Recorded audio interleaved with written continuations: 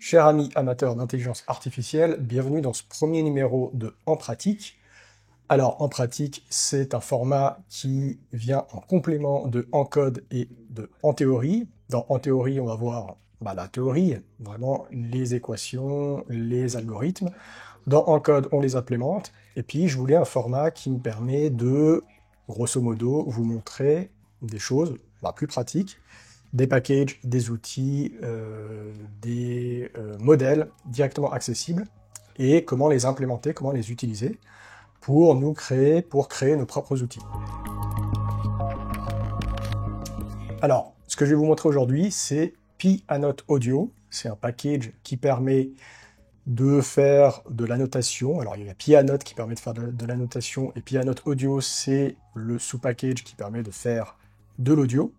Et on peut faire par exemple ce qu'on appelle du speaker diarization, ce qui veut dire en gros de la segmentation de locuteurs. Ça veut dire qu'en gros, on va prendre un fichier audio et puis on va pouvoir séparer les différents locuteurs avec les positions de départ et de fin.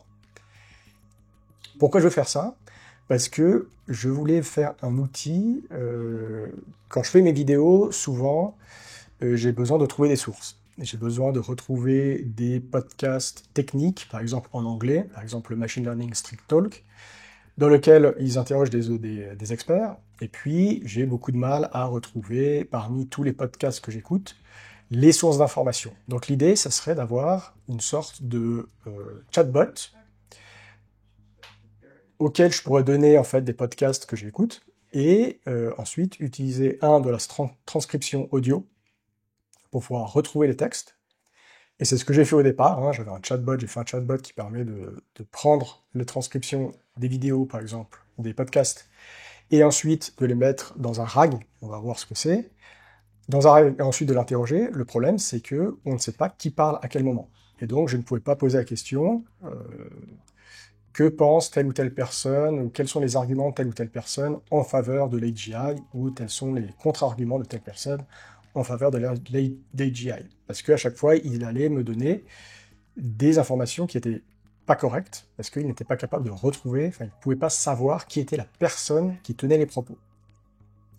Alors, ce qu'on va faire aujourd'hui, c'est que j'ai donc ce Pianote, on va voir comment utiliser Pianote. Dans le futur, ça serait pas mal d'utiliser. Pour les transcriptions, j'utilise un service de transcription externe, qui est quasi gratuit. Mais dans le futur, ça serait bien d'utiliser, par exemple, Voxtravel Mini, qui est un modèle de Mistral qui peut prendre en entrée de l'audio. C'est un LLM, et donc il aurait la capacité, il a très certainement la capacité, il a la capacité de faire de la transcription, mais on peut imaginer que peut-être on peut lui faire de la reconnaissance de locuteur également. Donc, j'ai un notebook Jupyter, qu'on va explorer ensemble, mais dans cette vidéo, on va également utiliser ChromaDB. ChromaDB, c'est une base de données vectorielle. Voilà, vous avez le site de ChromaDB, donc ChromaDB, donc base de données vectorielle qui permet donc de stocker des vecteurs.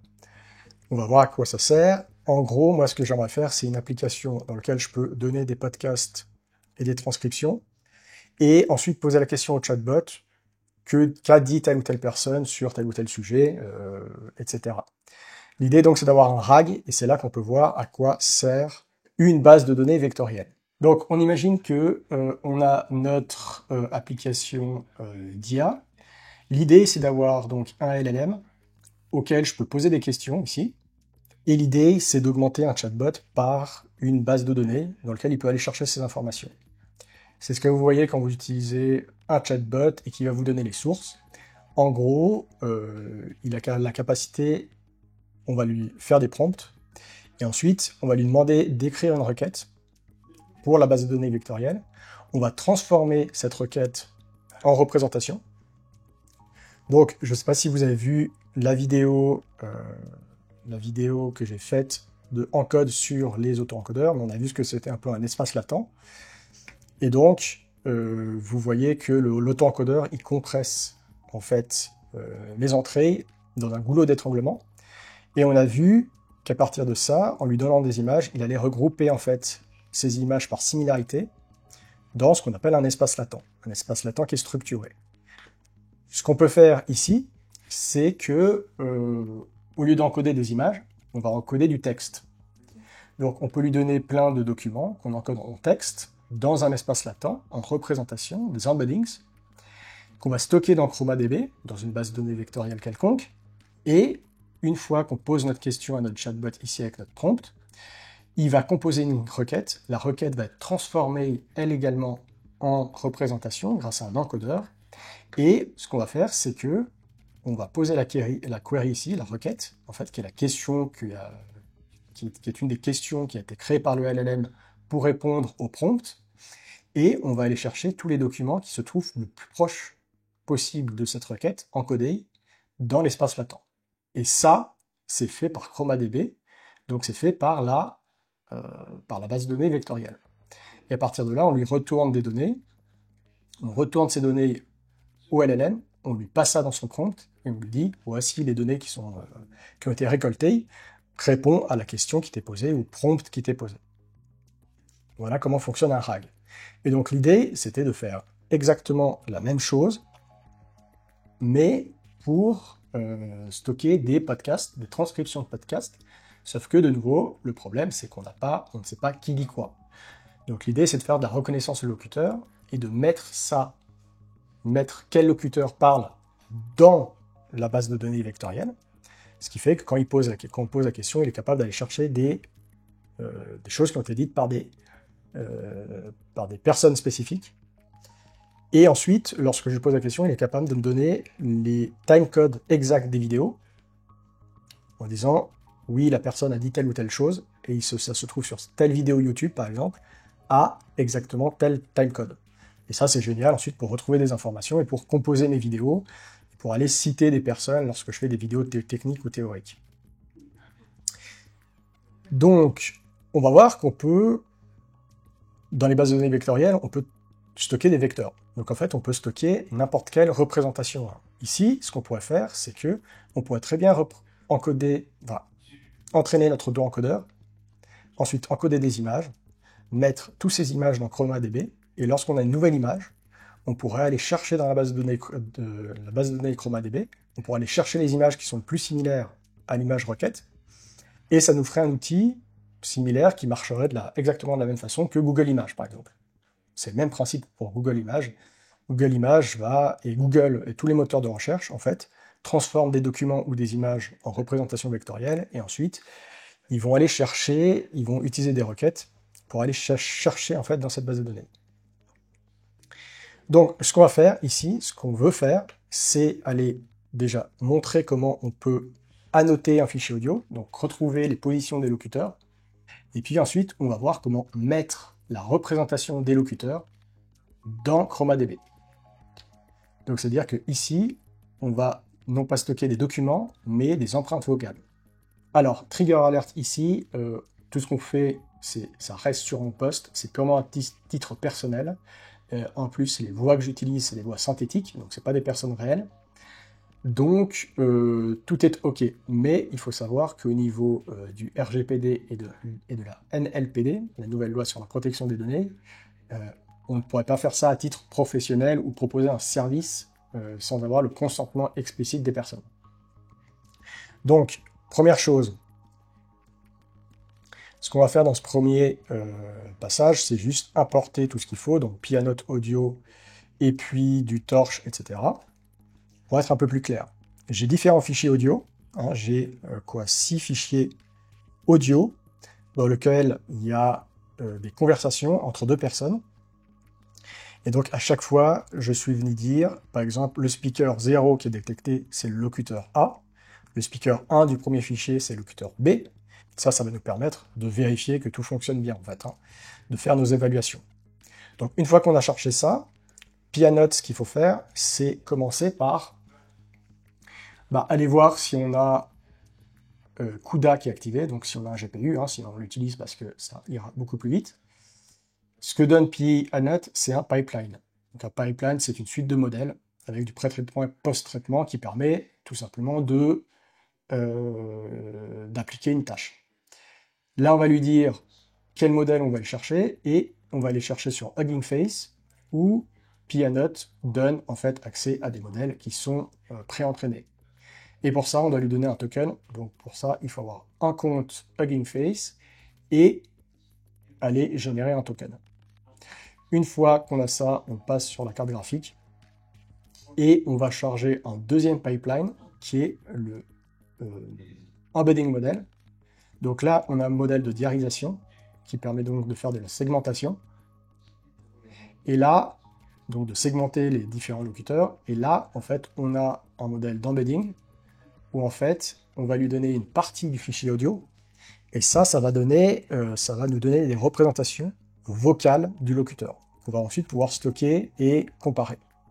Si on va sur le Hugging Face de Pianote, c'est ce modèle-là, par exemple, qu'on va aller chercher. Vous avez des exemples, vous avez toute la procédure pour installer. Donc oui, effectivement, il faut qu'on installe aussi... avant de faire tout ça, il faut qu'on installe Pianote Audio, qui se fait tout simplement en utilisant PIP. C'est pas très compliqué. Et avant ça, vous devez également accepter...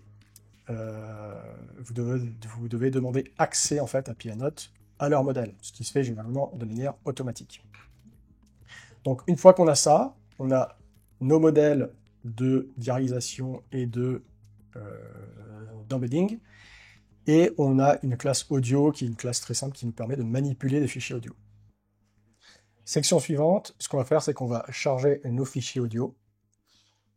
Et ce qu'on va faire, c'est tout simplement aller segmenter les auteurs et récupérer leur segmentation. Donc, comment faire cette segmentation? Vous voyez ici qu'on peut récupérer la longueur du fichier audio. Donc là, on a une boucle qui passe pour chacun de nos fichiers audio. Et on a tout simplement, ici, on appelle le pipeline, tout simplement avec le fichier audio, qui va être tout simplement notre fichier audio en fait qu'on a chargé. Et on récupère ce diarisation ici, qui est le résultat du pipeline. Et ce diarisation, il nous donne, lorsqu'on itère dessus, il va nous donner un objet qui s'appelle turn et un objet qui s'appelle speaker ID. Speaker ID, c'est une chaîne de caractères qui est en gros ce qui était ici. Donc il nous dit c'est le speaker 0 ou c'est le speaker 01. Une fois qu'on a ça, on a également donc le turn. Et le turn, on a le turn start et le turn end qui va nous donner le segment, c'est-à-dire le départ et la fin. Donc on a la position de départ et la position de fin de chaque locuteur avec le locuteur spécifique. Deuxième chose, c'est comment récupérer les embeddings, la représentation, donc l'équivalent de ce qu'on a ici, mais pour la voix du locuteur. Et tout simplement, ce qu'on fait, c'est on a un objet segment dans lequel on peut donner la position de départ, la position de fin, qui ici va être donnée par l'objet turn, et on va utiliser le modèle embeddings, après avoir utilisé audio et une fonction crop, qui va en gros cropper, qui va prendre la section spécifique du fichier audio, qui va nous retourner en fait les informations audio de ce segment spécifique, et on le passe dans l'embedding model. Et ça nous donne les embeddings, qui en gros c'est un vecteur de 192 nombres qui représente la voix du locuteur. Et on va tout simplement stocker ça pour pouvoir voir en fait, pour pouvoir les projeter dans un espace 2D par exemple, ou pouvoir essayer de reconnaître le locuteur.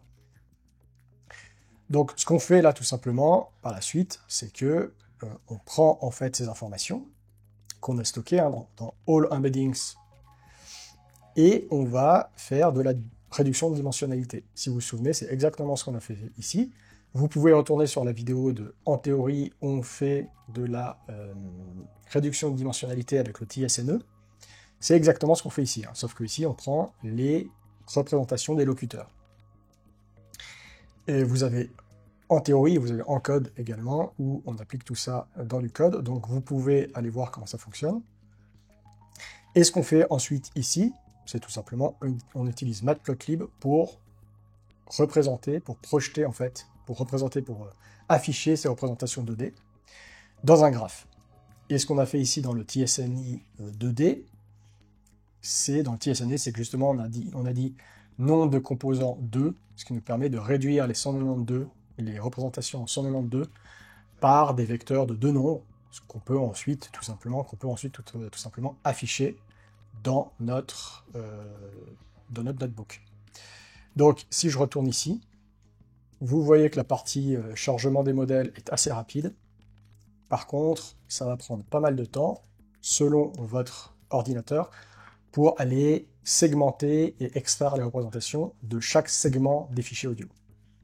Voilà, normalement, après plusieurs minutes, ça devrait être bon. Vous voyez que chez moi, ça a pris 2 minutes 32 sur une RTX 5070. Et on peut voir dans les logs qu'à chaque fois, il va aller analyser, par exemple, le premier fichier, la longueur du fichier audio, et à chaque fois, il nous dit, par exemple, j'ai mon premier segment qui commence à 1 seconde 35 et termine à 1 minute 82.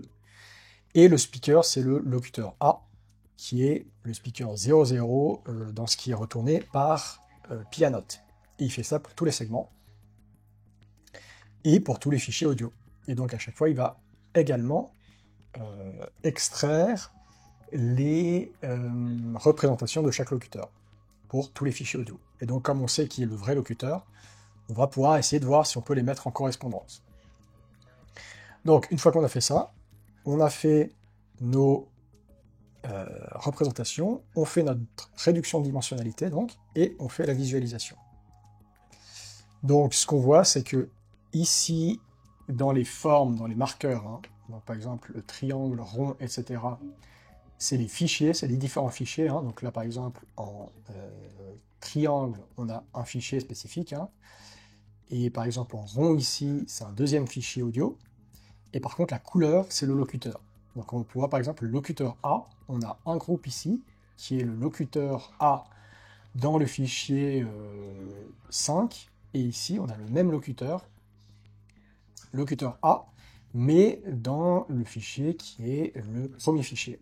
Et donc, on peut voir déjà que entre les segments, ça c'est les différents segments en fait qui sont contenus dans le fichier, on peut voir que les différents segments se regroupent entre eux. Donc, ici on a également le locuteur A, mais dans un autre fichier. Donc, on peut voir donc les différents segments des différents locuteurs se regroupent entre eux, et donc on peut voir qu'on a quelque chose d'assez similaire en fait à ce qu'on voit dans notre exemple sur MNIST, avec les différents digits, mais que cette fois, on a les différents locuteurs qui se regroupent, les segments qui appartiennent au même locuteur qui se regroupent par similarité. Mais la question ensuite, on voit qu'on est capable dans un fichier de reconnaître le locuteur parce que tout simplement les représentations sont très proches, mais est-ce que entre les fichiers, on peut reconnaître un locuteur? Parce que c'est ça ce que je veux faire avec mon outil. Je vais être capable de prendre un nouveau fichier audio, extraire les différents locuteurs, extraire les différents segments, et ensuite retrouver de manière automatique qui sont les divers locuteurs, pour pouvoir ensuite avoir les timecodes des textes avec le locuteur, celui qui a prononcé en fait ce texte. Donc, il faut que je puisse faire de la reconnaissance entre fichiers. Et pour ça, ce qu'on va faire, c'est que on va essayer de prendre les représentations, calculer les représentations moyennes. Donc, on prend tous les segments qui sont du même locuteur, on calcule la segmentation moyenne, la représentation moyenne, pour avoir quelque chose qui retire le bruit.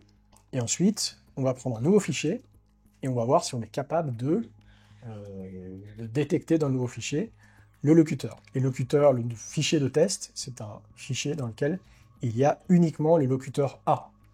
Le locuteur A qui est le seul fichier, le seul locuteur qui se retrouve dans tous les fichiers audio. Donc c'est vraiment ce locuteur qu'on veut reconnaître. Donc comment on peut faire ça? Je vais vous ragrandir le truc. Comment on peut faire ça? On va utiliser ChromaDB, donc non pas pour stocker des représentations vectorielles de documents textuels, mais pour stocker les représentations des locuteurs. Ce qu'on peut faire, c'est importer ChromaDB. ChromaDB, ce qu'on peut faire, c'est qu'on peut lui dire de créer une collection. Une collection, c'est donc une collection de vecteurs dans lequel on va pouvoir ensuite faire des requêtes. Donc ce qu'on peut faire, c'est tout simplement utiliser créer un client ici, qui va tout simplement aller... ça va tout simplement créer un client pour pouvoir accéder à ChromaDB. Et ça, c'est... on peut avoir des clients qui sont persistants ou non. Donc, en fait, vous pouvez juste... vous n'avez pas besoin de mettre ChromaDB en tant que serveur. Ça peut être un serveur. Mais vous pouvez tout simplement l'appeler comme librairie, ce qui permet ensuite de stocker en local les représentations. Très bien pour faire des tests. Ensuite, on lui dit, bah, je veux créer une collection qui s'appelle Speaker Embedding, et je veux que l'espace soit représenté, les distances sont représentées par la distance, la similarité cosine. Puisqu'ici, ça dépend de comment les représentations sont entraînées. Il va être plus... on va avoir de bien meilleurs résultats soit en utilisant par exemple une distance euclidienne ou une similarité cosine. Ici, on utilise la similarité cosine, c'est-à-dire que quand on va faire des requêtes, il va aller chercher les documents, ici les vecteurs, qui sont les plus similaires en utilisant cette métrique. On a créé la collection et maintenant elle est prête en fait à ce qu'on y ajoute des représentations, donc nos vecteurs. Et ce qu'on fait ici, c'est que on va aller chercher toutes les représentations moyennes qu'on a extraites des fichiers audio. On a le nom du speaker, on a le nom du fichier audio et on a l'embedding. Et on peut appeler, depuis l'objet collection qu'on a créé juste avant, la fonction add, dans lequel on va passer notre représentation sous forme de vecteur ici. Et ce qu'on peut faire, c'est qu'on peut, et c'est ça qui est intéressant, c'est qu'on peut y ajouter des métadonnées. Donc le nom du speaker, le nom du fichier dans lequel on a trouvé, la partie en fait dans laquelle on a trouvé en fait ce locuteur. Et donc on va rajouter en fait toutes les représentations moyennes qu'on a extraites des 6 fichiers audio. Et ça va nous permettre ensuite de faire des requêtes lorsqu'on va vouloir identifier un nouveau locuteur. Donc, on rajoute nos locuteurs, on a rajouté tous nos locuteurs, et ce qu'on fait ensuite, c'est qu'on a un nouveau fichier audio qui s'appelle le fichier audio, c'est le fichier audio numéro 7, sous forme de wave, et ce fichier audio, de nouveau, il comprend uniquement le locuteur A. Et ce qu'on fait, c'est qu'on va faire exactement ce qu'on a fait avant, hein. On va extraire les différents segments, on va en extraire les embeddings, et on va aller faire une requête sur notre base ChromaDB. Donc on a ici une appel de nouveau à notre collection, sauf que cette fois on fait une requête avec la fonction query. Et là, on va passer non pas notre embedding, mais notre requête également sous forme de représentation. Donc ça, c'est la représentation qu'on a extraite juste avant, qui est en gros la représentation du locuteur extrait d'un segment spécifique du fichier audio. Et nous, ce qu'on veut comme retour, on veut 3 résultats. Hein, donc dans ce qu'on a vu juste avant. Donc ce qu'on a vu juste avant, c'est en gros ici, on a notre requête, c'est notre embedding qui a été extrait, et nous on veut 3 points qui sont les 3 points les plus similaires. C'est ce qu'on dit ici. Et comme métadonnées, on veut les distances, les métadatas et les documents.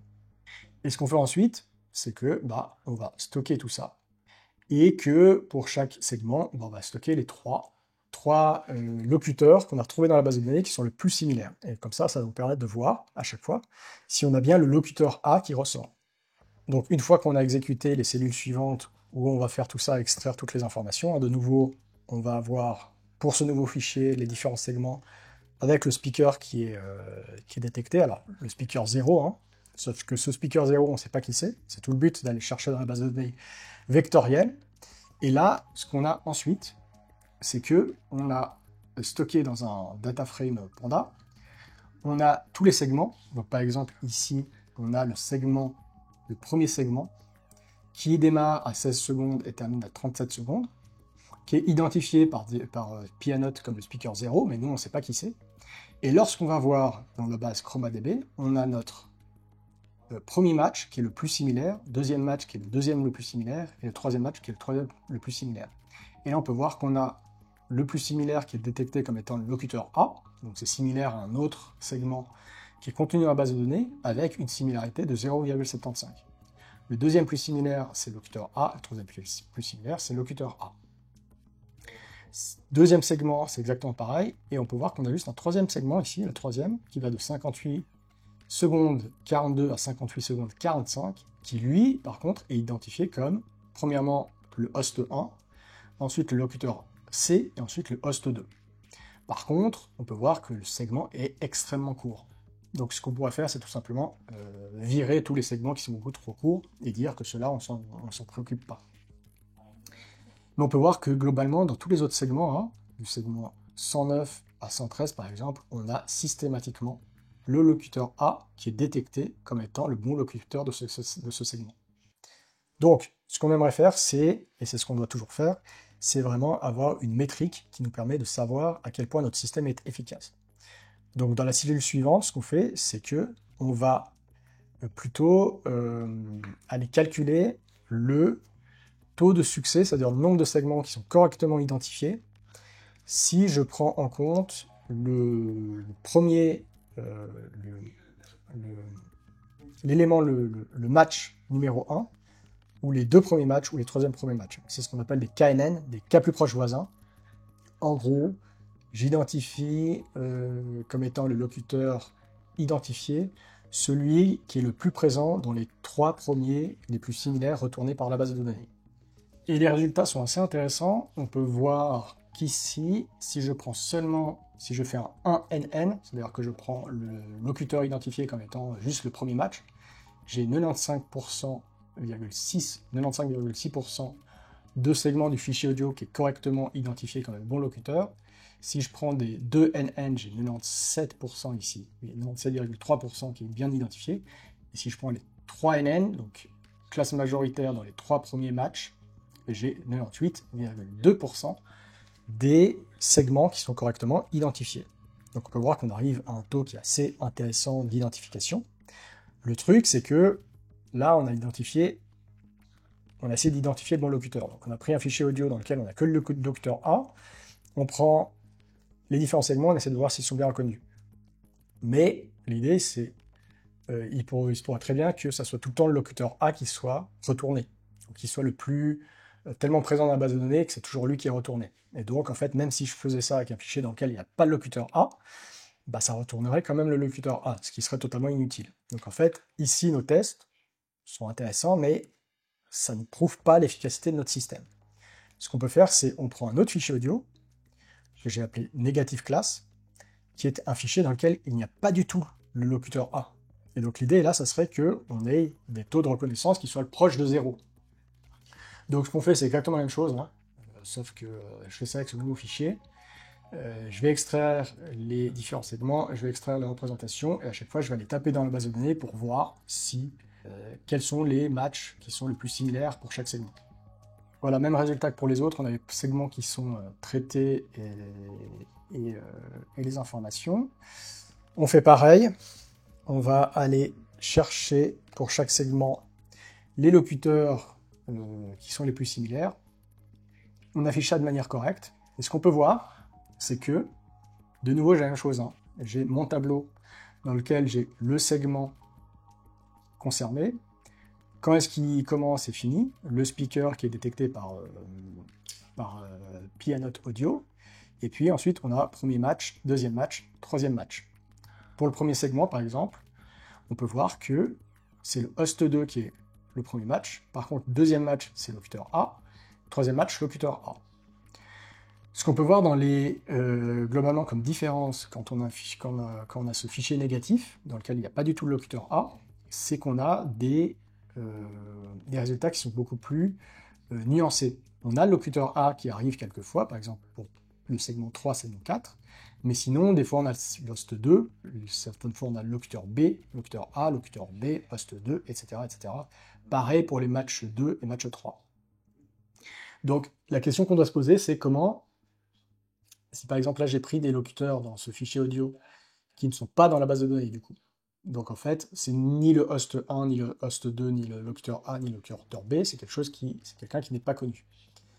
Donc l'idée c'est, par exemple, on pourrait se baser sur les similarités, ou sur le fait que dans tout le fichier audio, en fait, on a, chaque fois, tous ces segments on sait qu'ils appartiennent au même locuteur, hein, parce que Pianote Audio dit c'est le speaker 0. Donc on pourrait dire si en fait on a un certain nombre de segments qui sont, par exemple, plus de 90% des segments qui sont identifiés comme étant un locuteur qui est présent dans la base de données, on peut dire, tiens, ok, on le reconnaît comme étant le seul locuteur là. Par contre, si on a des résultats qui sont très nuancés comme ceci, on pourrait dire, ah bah, je ne reconnais pas le locuteur, et je vais ajouter ces représentations à la base de données. Donc ici, pareil, on va calculer le pourcentage de segments qui sont identifiés comme étant du locuteur A. Donc en gros, exactement le même graphe que ce qu'on a vu au-dessus. Et on peut voir que si on prend le 1NN, ici, eh ben, il y en a 13,8% qui sont identifiés comme le locuteur A. Si j'en prends 2, j'en ai 34,5%. Si je prends le 3NN, j'ai 86,2%. Pourquoi ça augmente? Tout simplement parce que le locuteur A étant présent dans les 6 fichiers, eh ben, il est plus présent dans la base de données. Donc c'est quelque chose qui pourrait disparaître si tout simplement je prenais des fichiers audio qui seraient plus équilibrés avec un ensemble de locuteurs qui serait beaucoup mieux balancé. Donc l'idée par exemple ici ça pourrait être qu'on pourrait prendre le 2NN et puis si en fait ça atteint pas, je sais pas, effectivement 86, mais on pourrait dire 90%, en fait on dit ah bah cette personne, ce locuteur, en fait on ne le reconnaît pas, il n'est pas dans la base de données, je le rajoute.